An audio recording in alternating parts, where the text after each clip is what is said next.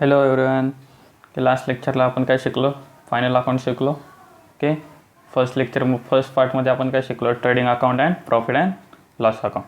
त्यानंतर second part होता, त्यामध्ये काय होतं? बॅलन्स शीट होतं. आणि बॅलन्स शीटला लास्टला आपण काय शिकलो होतो? Outstanding expense, outstanding income, advance income and advance expenses. Okay, may be तुम्हाला आउटस्टँडिंग ॲडव्हान्स कळालं असेल इन डिटेलमध्ये. आउटस्टँडिंग म्हणजे काय? एक तर घ्यायचं राहिले किंवा द्यायचे राहिले, म्हणजेच काय? शिल्लक राहिले. आणि ॲडव्हान्स म्हणजे काय? एक तर जास्तीचं दिलं आहे किंवा जास्तीचं घेतलं आहे. ओके, ते झालं. त्यानंतर आता या लेक्चरला आपण काय शिकणार आहे? ॲडजस्टमेंट. ओके, फायनल अकाउंटमध्ये काय असतात? ॲडजस्टमेंट असतात. तर ते आपण ॲडजस्टमेंट शिकणार आहे. आणि प्रत्येक ॲडजस्टमेंटचे कमीत कमी किती इफेक्ट असतात? 2. ओके, आपण जेव्हा प्रॉब्लेम सोडवतो ट्रायल बॅलन्समधला, त्याच्या प्रत्येक गोष्टीचे किती इफेक्ट असतात? ओनली 1 इफेक्ट असतो. पण ज्या ॲडजस्टमेंट असतात त्याचे कमीत कमी किती इफेक्ट असतात? 2.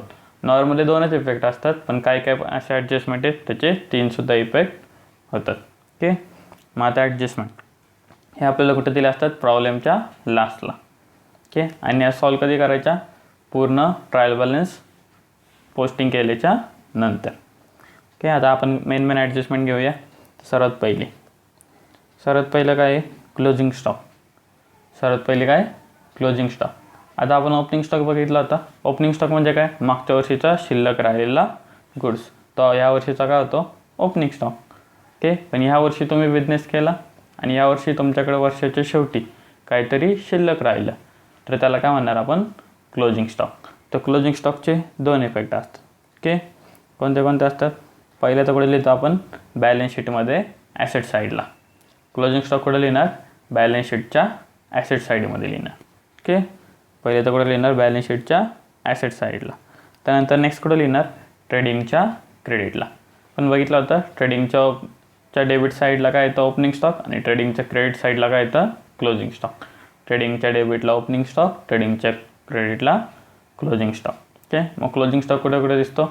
एक तर बॅलन्स शीटमध्ये, कुठे? ॲसेट साईडला, आणि त्यानंतर ट्रेडिंग अकाउंटच्या क्रेडिट साईडला. ओके, काय दिसतं? Closing stock.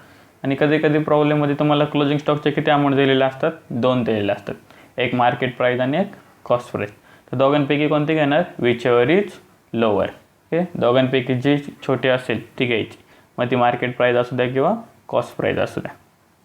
हे तर पहिली ॲडजस्टमेंट कोणती आहे? Closing stock. त्यानंतर नेक्स्ट काय? Outstanding expenses. ओके, आपण बघितलं होतं बॅलन्स शीटमध्ये आउटस्टँडिंग एक्सपेन्स म्हणजे काय? पैसे तुम्हाला द्यायचे राहिलेत. आपण रेंटचं बघितलं होतं की 11,000 रेंट पेड केले, पण 1,000 रेंट पेड करायचं राहिले. मग तो खर्च कधीचा? आपला या वर्षीचा आहे. ओके, त्यामुळे याचे 2 इफेक्ट काय होतात? पहिलं तर इफेक्ट काय होतो? Add in particular expense. Okay, आपण रेंट किती दाखवणार प्रॉफिट अँड लॉसला? 11,000 जो पेड केला आहे तो. आणि 1,000 काय आहे? अजून पेड करायचं राहिलं होतं. त्यामुळे ते 1,000 त्यामध्ये काय करणार? ॲड करणार. म्हणजे ह्या वर्षीचा आपला रेंट टोटल किती आहे? 12,000. म्हणजे या वर्षीचा खर्च किती आहे? टोटल 12,000. ओके, म्हणून आउटस्टँडिंग एक्सपेन्स जर ॲडजस्टमेंटमध्ये असेल तर काय करणार? ज्या एक्सपेन्सचं नाव दिलं आहे त्या एक्सपेन्समध्ये ॲड करणार. म्हणजे आउटस्टँडिंग सॅलरी दिली असेल तर सॅलरीमध्ये तेवढे आउटस्टँडिंग काय करायचे? ॲड करायचे. आणि त्यानंतर आउटस्टँडिंग एक्सपेन्स म्हणजे पैसे आपल्याला द्यायचे आहेत. ओके, पैसे द्यायचे आहेत, त्यामुळे कुठे येतं? Liability side. ओके, कुठे येणार? लॅबिलिटी साईडला. बॅलन्स शीटमध्ये कुठे येणार? Liability side. Okay, outstanding expense कुठे येणार? बॅलन्स शीटमध्ये लॅबिलिटी साईडला. एक तर काय करणार आपण? एखाद्या एक्सपेन्स जो काय एक्सपेन्सचं नाव असेल त्या एक्सपेन्समध्ये काय करणार आपण? ॲड करणार. दुसरा इफेक्ट कुठे येणार? बॅलन्स शीटच्या लॅबिलिटी साईडला. ओके, त्यानंतर नेक्स्ट काय आहे? Income receive in advance. Income काय आहे? ॲडव्हान्समध्ये मिळालं, म्हणजे जास्तीचे पैसे मिळाले तुम्हाला. मग जास्तीचे पैसे मिळाले. ओके, ते पैसे तुमचे ह्या वर्षीचे आहेत का? नाही, तुम्हाला काय मिळाले? जास्तीचे मिळाले. त्यामुळे सर्वात पहिला इफेक्ट काय होतो? लेस करायचा. कशातून लेस करायचं? जो इन्कम सांगितला आहे त्या इन्कममधनं काय करणार तुम्ही? लेस करणार. ओके, जो इन्कम सांगितला आहे त्या इन्कममधनं काय करणार तुम्ही? लेस करणार. म्हणजे समजा की इंटरेस्ट सांगितलं आहे किंवा commission receive in advance. Okay, commission तुम्हाला काय मिळाली? जास्तीची मिळाली. पण तुमचा तो ह्या वर्षीचा इन्कम आहे का? नाही. त्यामुळे कमिशनमधनं काय करणार ते लेस करणार. आणि तुम्हाला पैसे जास्तीचे मिळाले त्याच्यावरती तुमचा हक्क आहे का? नाही आहे. त्यामुळे ते तुमचे ॲसेट होईल का? नाही, कारण पुढच्यानी परत मागितले तर तुम्हाला ते रिटर्न द्यावे लागतील. त्यामुळे जर तुम्हाला जास्तीचे पैसे मिळाले असतील तर ते आपली काय असती? लायबिलिटी. ते जर तुम्हाला ॲडव्हान्समध्ये इन्कम मिळालं असेल तर ती तुमची काय असती? लायबिलिटी. हे झालं. त्यानंतर नेक्स्ट काय आहे? Income receivable.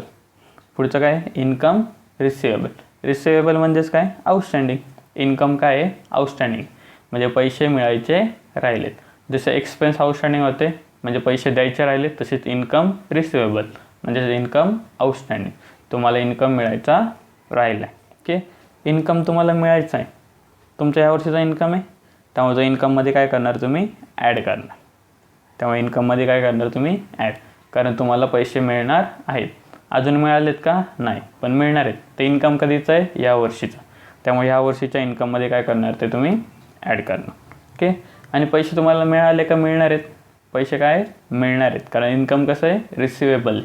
मग जर पैसे मिळणार आहेत तर आपले ॲसेट का लायबिलिटी? ओके, ॲसेट म्हणजे काय? आपलं पैसे मिळणार आहेत, आणि लायबिलिटी म्हणजे काय? आपल्याला पैसे द्यायचे. मग इन्कम रिसिवेबल म्हणजे तुम्हाला पैसे मिळणार, त्यामुळे दुसऱ्या पेकडे जाणार बॅलन्स शीटमध्ये. कोणत्या साईडला जाणार? ॲसेट साईडला. दुसऱ्या पेकडे जाणार बॅलन्स शीटच्या ॲसेट साईडला. त्यानंतर नेक्स्ट डेप्रिशिएशन. ओके, आता डेप्रिशिएशन ही ॲडजस्टमेंट एव्हरी प्रॉब्लेममध्ये तुम्हाला दिलेली असते. तर डेप्रिशिएशन म्हणजे मी सांगितलं होतं तुम्हाला. ओके, डेप्रिशिएशन म्हणजे काय असतं की वस्तूची वापरून काय होती? झीज होती. ओके, म्हणजे तिची व्हॅल्यू काय होती? कमी होती. बाईकचं सांगितलं होतं. बाईक आपण समजा 80,000ला घेतली असेल. ओके, 1 वर्ष वापरली, त्यानंतर विकायला गेलो, आपल्याला 80,000 कोण देतं का? नाही देत. किती देतील जास्तीत जास्त? 50 किंवा 60,000. का बरं? 20-30 हजार कमी झाले, कारण वापरून त्याची व्हॅल्यू काय झाली? कमी झाली. ओके, त्यालाच काय म्हणतो आपण? डेप्रिशिएशन. मग डेप्रिशिएशनने ॲसेटची व्हॅल्यू काय होती? कमी होती. आणि ॲसेट म्हणजेच काय? आपल्या स्वतःच्या मालकीच्या वस्तू. मग फर्निचर असू द्या, ओके, तुमची बिल्डिंग असू द्या, त्यानंतर तुमचे मशीन्स वगैरे, त्याने काय होतं? आपल्या ॲसेटची व्हॅल्यू काय होती? कमी होती. मग डेप्रिशिएशन काय करणार तुम्ही? सर्वात पहिलं लेस फ्रॉम ॲसेट. ओके, समजा फर्निचरवरती डेप्रिशिएशन असेल तर फर्निचरमधनं काय करणार? लेस करणार. ज्याच्यावरती डेप्रिशिएशन आहे त्याच्यावरती काय करायचं? लेस करायचं. आता लेस केलं, त्यानंतर दुसरा इफेक्ट. डेप्रिशिएशन म्हणजे काय? व्हॅल्यू काय झाली? कमी झाली. मग जर व्हॅल्यू कमी झाली म्हणजे तुमचा लॉस झाला का प्रॉफिट झाला? काय झाला? तुमचा लॉस. आणि लॉससाठी आपल्याकडे कोणता अकाउंट आहे? Profit and loss account. Okay, आणि प्रॉफिट अँड लॉसच्या कोणत्या साईडला टाकणार तुम्ही? डेबिट साईडला. त्यामुळे काय? मग debit side of profit and loss account. कारण प्रॉफिट अँड लॉसच्या डेबिटला काय दिसतात? Expenses and losses. आणि क्रेडिट साईडला काय दिसतात? Income and gains. ओके, तर डेप्रिशिएशन सर्वात पहिले काय करणार? ॲसेटमधनं लेस करणार आणि प्रॉफिट अँड लॉसच्या डेबिट साईडला. त्यानंतर next bad debts. Bad debts म्हणजे सांगितलं होतं. बॅड डेब्ट्स म्हणजे काय? की आपल्याला दुसऱ्यांकडनं जे पैसे मिळणार आहेत ते पैसे काय झाले? बुडले. ओके, म्हणजे जो पैसे देणार आहे त्याने आपल्याला पैसे दिले नाही, तर त्याला काय म्हणतो आपण? Bad debts. ओके, आपल्याला ते पैसे मिळणार आहेत का परत? नाही, कारण ते पैसे काय झाले? डुबले आपले. ओके, मग बॅड डेब्ट्स. आता बॅड डेब्ट्स कोणाशी संबंध येतो? डेटर्सशी. बॅड डेब्ट्सचा कोणाशी संबंध येतो? डेटर्सशी. कारण डेटर्स म्हणजे कोण? ज्यांच्याकडून आपल्याला पैसे मिळणार आहेत ते. डेटर्स म्हणजे कोण? ज्यांच्याकडून आपल्याला पैसे मिळणार आहेत ते. मग जर पैसे बुडले तर पैसे वाढतील का कमी होतील? येणारे पैसे काय होतील? कमी. समजा तुम्हाला एखाद्या भरपूर माणसांकडून 50,000 रुपये मिळणार आहेत. ओके, म्हणजेच कुणाकडून? डेटर्सकडून. तुम्हाला डेटर्सकडनं 50,000 रुपये मिळणार होते, त्यातले 5,000 काय झाले? बॅड डेब्ट झाले, म्हणजेच 5,000 काय झाले? बुडाले. तर तुम्हाला मिळणारे पैसे 50,000चे वाढतील का कमी होतील? काय होणार? वाढणार. किती होणार? 45,000. ओके, त्यामुळे सर्वात पहिलं काय करणार? बॅड डेब्ट्सचा लेस फ्रॉम डेटर. बॅड डेब्ट्सचा फर्स्ट इफेक्ट काय येतो? डेटर्समधनं काय करायचं तुम्ही? लेस करायचं. ओके, सर्वात पहिलं काय करणार? डेटर्समधनं लेस करणार, कारण डेटर्स म्हणजे कोण? ज्यांच्याकडून पैसे मिळणार आहेत ते. त्यानंतर दुसरा इफेक्ट. बॅड डेब्ट्स आपला काय झाला? प्रॉफिट झाला का लॉस झाला? ओके, पैसे बुडले, त्यामुळे तुमचा काय होणार? तो लॉस. लॉससाठी कोणता अकाउंट आहे? Profit and loss account. त्याच्या कोणत्या साईडला येणार? डेबिट साईडला. ओके, प्रॉफिट अँड लॉसच्या कोणत्या साईडला टाकणार तुम्ही? डेबिट साईडला. त्यानंतर next RDD. Okay, bad debts RDD पण माहिती तुम्हाला. RDD म्हणजे काय? रिझर्व फॉर डाऊटफुल डेब्ट. Okay, reserve for doubtful debts म्हणजेच काय? पैसे बुडालेत का? नाही, पण पैसे बुडणार आहेत. आपल्याला माहिती आहे की हा माझे पैसे बुडवणार आहे. ओके, डाऊट आहे आपल्याला, अजून पैसे बुडलेत का? नाही बुडलेत, पण आपल्याला काय आहे? डाऊट नाही की हा माझा पैसे बुडवणार आहे. मग आपण बिझनेसमध्ये काय कन्सिडर करतो? त्याला लॉस कन्सिडर करतो. ओके, की आपल्याला माहिती आहे की हा पैसे बुडवणार आहे, तर आपण काय अज्यूम करतो की हा आपला काय? लॉसच आहे. ओके, मग सेम ॲज इफेक्ट येतात की आपल्याला पैसे कोणाकडून मिळणार असतात? डेटर्सकडून. मग जर पैसे बुडणार आहेत तर आपण लेस कशातून करणार? डेटर्स. म्हणून RDD सर्वात पहिलं काय करायचं? कशातून लेस करणार? डेटर्समधून. ओके, RDD लेस कशातून करायची? डेटर्समधून. त्यानंतर जसं बॅड डेट्स पैसे बुडले आपला लॉस आहे, तसंच पैसे बुडणार आहेत तो पण काय? आपला लॉस आहे. म्हणून RDDचा दुसरा इफेक्ट पण कुठे येतो? प्रॉफिट अँड लॉसच्या डेबिट साईडला. कुठे येणार? प्रॉफिट अँड लॉसच्या डेबिट साईडला. ओके, त्यानंतर इंटरेस्ट ऑन कॅपिटल. हे आपण बघितलं होतं मेथड्स ऑफ कॅपिटलमध्ये. ओके, ओनरने बिझनेसमध्ये इन्व्हेस्ट केलेले मनी त्याला काय म्हणतो आपण? कॅपिटल म्हणतो. ओके, तर बिझनेस काय देतो? पार्टनर्सला त्याच्यावरती इंटरेस्ट देतो. हा फायदा कोणाचा आहे? पार्टनरचा. आणि नुकसान कोणाचं आहे? बिझनेसचा. ओके, माझा पहिला इफेक्ट काय होणार? पार्टनरला पैसे मिळणार, त्यामुळे पार्टनर्सच्या कॅपिटलमध्ये काय करणार? आपण ॲड करणार. ओके, पार्टनर्सला पैसे मिळणार, त्यामुळे पार्टनर्सच्या कॅपिटलमध्ये काय करणार? आपण ॲड करणार. आणि दुसरा इफेक्ट, पार्टनर्सचा तर फायदा झाला, पण बिझनेसचं काय झालं? नुकसान झालं. मग बिझनेसचं नुकसान, त्यामुळे कोणत्या अकाउंटला येणार? Profit and loss account, debit side. Okay, जे आपण वरती केलं तेच आहे. ओके, इंटरेस्ट ऑन कॅपिटल, पार्टनर्सचा फायदा म्हणून पार्टनर्सच्या कॅपिटलमध्ये काय करणार? ॲड करणार. पण बिझनेसचं काय झालं? नुकसान झालं, त्यामुळे कुठे लिहिणार? प्रॉफिट अँड लॉसच्या डेबिट साईडला. त्यानंतर नेक्स्ट इंटरेस्ट ऑन ड्रॉइंग. जसं कॅपिटल होतं तसंच ड्रॉइंग. आता ड्रॉइंग म्हणजे काय असतं? ओनरने पार्टनर्सने बिझनेसमधनं विड्रॉ केलेले मनी. जर पार्टनर्सने बिझनेसमधनं मनी विड्रॉ केले तर इंटरेस्ट कोण देणार? पार्टनर देणार. म्हणजे पार्टनरचं नुकसान. ओके, पार्टनरचं काय आहे? नुकसान. तर पार्टनरच्या कॅपिटलमधनं काय होणार? लेस होणार. पार्टनरच्या कॅपिटलमधनं काय करणार? आपण लेस करणार, कारण पार्टनरचं काय? नुकसान. इंटरेस्ट ऑन कॅपिटल पार्टनरचा काय होता? फायदा, म्हणून आपण काय केलं तर ॲड केलं तर. पण ड्रॉइंग काय आहे? नुकसान, त्यामुळे काय करणार? लेस. आणि ड्रॉइंग कोण देतं? पार्टनर बिझनेसला, त्यामुळे बिझनेसचा काय होतं? इथं फायदा, त्यामुळे फायदा कुठे येतो? आपला प्रॉफिट अँड लॉसच्या क्रेडिट साईडला. कुठे येणार? प्रॉफिट अँड लॉस अकाउंटच्या क्रेडिट साईडला. ओके, हे कळलं? त्यानंतर नेक्स्ट काय? Interest on investment. आता बिझनेसमध्ये काय करतो आपण? वेगवेगळ्या ठिकाणी काय करतो? इन्व्हेस्टमेंट्स करतो. ओके, आता त्याच्यावरती इंटरेस्ट आपल्याला मिळणार आहे. इन्व्हेस्टमेंट केली म्हणजे काय मिळणार? आपल्याला इंटरेस्ट मिळतो. मग तो इंटरेस्ट काय करायचा? की त्या इन्व्हेस्टमेंटमध्ये काय करतो? आपण ॲड करतो. कारण जेव्हा आपल्याला इन्व्हेस्टमेंट मिळते त्यासोबत आपल्याला काय मिळतो? त्याच्यावरचा इंटरेस्टसुद्धा मिळतो. त्यामुळे आपण काय करणार? त्या इन्व्हेस्टमेंटमध्ये तो इंटरेस्ट काय करतो? ॲड करतो, किंवा ॲसेटमध्ये सेपरेट लिहितो. इन्व्हेस्टमेंट काय? आपली ॲसेट आहे. एक तर आपण इन्व्हेस्टमेंटमध्ये ॲड करणार किंवा सेपरेट लिहिणार इंटरेस्ट ऑन इन्व्हेस्टमेंट, पण कुठं दिसणार? ॲसेट साईडला. ओके, आता इन्व्हेस्टमेंट म्हणजे पैसे आपण गुंतवले त्याच्यावरती आपल्याला इंटरेस्ट मिळतो आहे. मग जर आपल्याला इंटरेस्ट मिळतो तर आपला फायदा आहे का नुकसान आहे? प्रॉफिट आहे का लॉस आहे? काय आपला तो प्रॉफिट आहे, म्हणजेच इन्कम आहे आपलं. त्यामुळे ते कुठे येणार? प्रॉफिट अँड लॉसच्या क्रेडिट साईडला. कुठे येणार? Credit side of profit and loss account. Okay, interest on investment करा.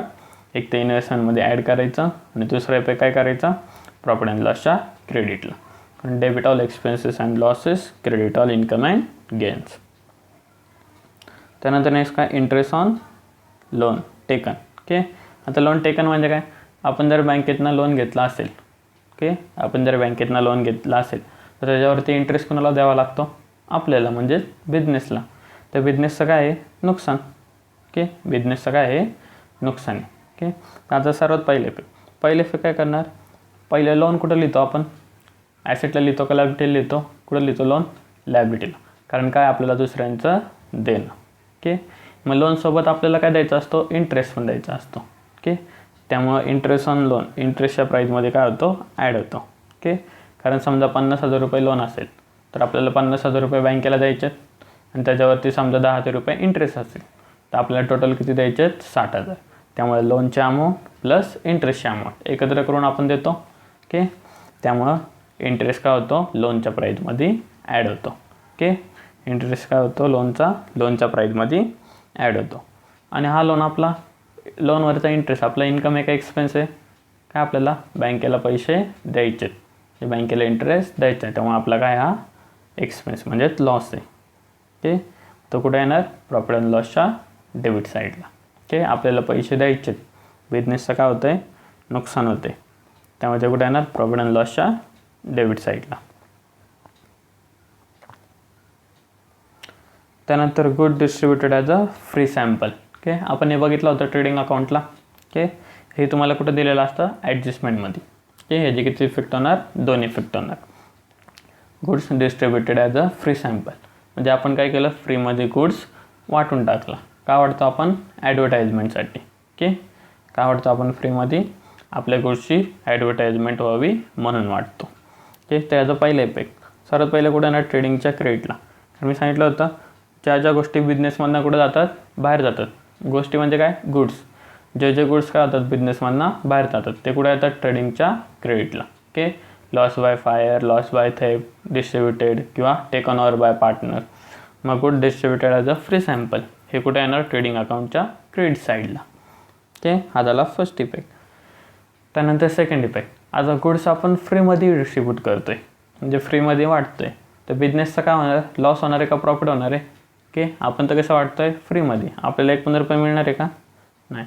त्यामुळे बिझनेसचं काय होणार आहे नुकसान. त्यामुळे नुकसान कुठे येतं प्रॉफिट अँड लॉसच्या कोणत्या साईडला येतं डेबिट साईडला. ओके, पुढे येणार लॉस प्रॉफिट अँड लॉसच्या डेबिट साईडला. त्यानंतर uninsured goods destroy by fire. Okay, त्यानंतर काय uninsured goods destroy by fire म्हणजे आग लागली गुड्स काय झाले जळाले पण त्याच्या आगीच इन्शुरन्स होतं का नव्हतं म्हणून काय लिहिलं आहे अनइन्श्युअर्ड. हे अनइन्श्युअर्ड काय लिहिलं आहे की गुड्सच्या अगेन्स्ट इन्शुरन्स काढलेलं नव्हतं. ओके, मग गुड्स काय झाले जळाले तर गुड्स जळाले म्हणजे बिझनेसमधनं बाहेर गेले. त्यामुळे फर्स्ट इफेक्ट कुठे येणार ट्रेडिंगच्या क्रेडिट साईडला. फर्स्ट इफेक्ट कुठे येणार ट्रेडिंग अकाउंटच्या क्रेडिट साईडला. Goods destroy by fire. Okay, आणि गुड्स जळाले त्यामुळे बिझनेसचा काय झालं फायदा झाला का नुकसान झाला प्रॉफिट का लॉस काय झाला लॉस. लॉस कुठे येतो प्रॉफिट अँड लॉसच्या डेबिट साईडला. लॉस कुठे येतो profit and loss account debit side. Okay, आणि समजा इथं गुड्स इन्श्युअर होते. ओके, हे काय होते अनइन्श्युअर त्यामुळे हे 2 इफेक्ट झाले. जर गुड्स इन्श्युअर असतील ओके समजा 10,000चा गुड्स जळाला ओके तर आपण काय लिहिणार ट्रेडिंगच्या क्रेडिटला लिहिणार good destroy by fire 10,000. Okay, 10,000चा गुड्स होता तो काय झाला फायरमध्ये डिस्ट्रॉय झाला तर आपण काय लिहिणार ट्रेडिंग अकाउंटच्या क्रेडिटला good distributed as a good destroy by fire. Okay, किती लिहिणार 10,000. ओके, त्यानंतर तुम्हाला काय सांगितलं इन्शुरन्स कंपनी तुम्हाला 8,000 क्लेम देणार आहे. इन्शुअर होता गुड्स त्यामुळे इन्शुरन्स कंपनी तुम्हाला 8,000 क्लेम देणार आहे. त्यामुळे तुमचं नुकसान किती झालं 2,000 कारण 10,000चा जळाला. ओके, 8,000 तुम्हाला मिळणार आहेत. ओके, 2,000 का होणार तुमचा लॉस. तर तुम्ही प्रॉफिट अँड लॉसच्या डेबिटला किती लिहिणार only loss 2,000. Goods loss by fire किती लिहिणार 2,000. आणि तर तिसरा इफेक्ट येतो ॲसेटला कारण तुम्हाला क्लेम मिळणार आहे. अजून मिळालं आहे का नाही तुम्हाला मिळणार आहे त्यामुळे तुम्ही ॲसेटमध्ये काय लिहिता इन्शुरन्स क्लेम किती लिहिणार 8,000 कारण तुम्हाला 8,000 मिळणार आहे. ओके, जर इन्शुअर गुड्स असतील तर हे असं होतं की जे मला ॲडजस्टमेंटमध्ये दिलेलं असतं. त्यानंतर goods withdrawn bye partner for personally. आता काय नेक्स्ट गुड्स काय केले पार्टनर्सने विड्रॉ केले बिझनेसमधनं कशासाठी पर्सनलीसाठी त्यालाच काय म्हणतो आपण ड्रॉईंग. मग ड्रॉईंगने काय होतं कॅपिटल वाढतं का कमी होतं काय होतं ड्रॉईंगने कॅपिटल कमी येतं त्यामुळे काय करणार की कुठे लिहिणार आपण लेस इन कॅपिटल. ड्रॉईंगने कॅपिटल काय होतं कमी होतं त्यामुळे काय करणार लेस इन कॅपिटल. आणि त्यानंतर के ओनर काय घेऊन गेला आहे म्हणजे पार्टनर गुड्स घेऊन गेला आहे. गुड्स बिझनेसमधनं बाहेर गेले गुड्स कुठे गेले बिझनेसमधनं बाहेर गेले. Okay, good distributed as a free sample good destroy by fire. Okay, हे काय होते या पद्धतीने काय होतं गुड्स बिझनेसमधनं बाहेर जातं. त्यामध्ये हे पण होतं goods withdrawn bye partner for personal use. Okay, म्हणजे ज्या ज्या गोष्टीतून गुड्स बिझनेसमधनं बाहेर जातं ते कुठे येतं ट्रेडिंगच्या क्रेडिटला. त्यामुळे फर्स्ट इफेक्ट कुठे येणार ट्रेडिंगच्या क्रेडिटला, by goods taken over by partner. Okay, आणि त्यानंतर दुसरा इफेक्ट काय येणार, पार्टनर गुड्स घेऊन गेला त्यामुळे त्याच्या कॅपिटलमधनं काय करणार आपण लेस करणार. ओके, हे दोन इफेक्ट होणार. त्यानंतर नेक्स्ट अनरेकॉर्डेड परचेस. ओके, म्हणजे गुड्स तुम्ही परचेस केलं आहे पण रेकॉर्ड केलं आहे का नाही, रेकॉर्ड करायचं विसरले. तुम्ही गुड्स परचेस केले पण रेकॉर्ड करायचं काय झालं आहे विसरले. तर काय करणार, सर्वात पहिले तर परचेसमध्ये काय करावं लागणार तुम्हाला, ॲड करावं लागणार. सर्वात पहिले तर परचेसमध्ये काय करणार तुम्ही, ॲड करणार. ओके, अनरेकॉर्डेड परचेस, परचेस केले पण लिहायचं राहिले तर सर्वात पहिलं परचेसमध्ये काय करणार, ॲड करणार. आता बिझनेसमध्ये आपण ॲज्युम काय करतो की हे जे अनरेकॉर्डेड गुड्स आहेत ते कसे आहेत, क्रेडिटवरचे. ते कसे आहेत, क्रेडिटवरचे. हे काय करतो आपण ॲज्युम करतो. ओके, मग जर परचेस वाढले तुमचे, ओके, परचेसमध्ये लिहायचं राहिलं होतं म्हणजे परचेस तुमचे काय होणार, वाढणार. मग जर तुमचे परचेस वाढले तर तुमची उधारी पण वाढणार द्यायची. ओके, मग द्यायची उधारी वाढली त्यांनाच काय म्हणतो आपण, क्रेडिटर्स. ओके, ज्यांना पैसे द्यायचे ते कोण, आपले क्रेडिटर्स असतात. त्यामुळे जर परचेसमध्ये ॲड केलं तर दुसरा इफेक्ट कुठं होतो, क्रेडिटर्समध्ये काय करतो आपण, ॲड करतो. जर परचेसमध्ये ॲड केलं तर दुसरा इफेक्ट कुठं जातो, क्रेडिटर्समध्ये.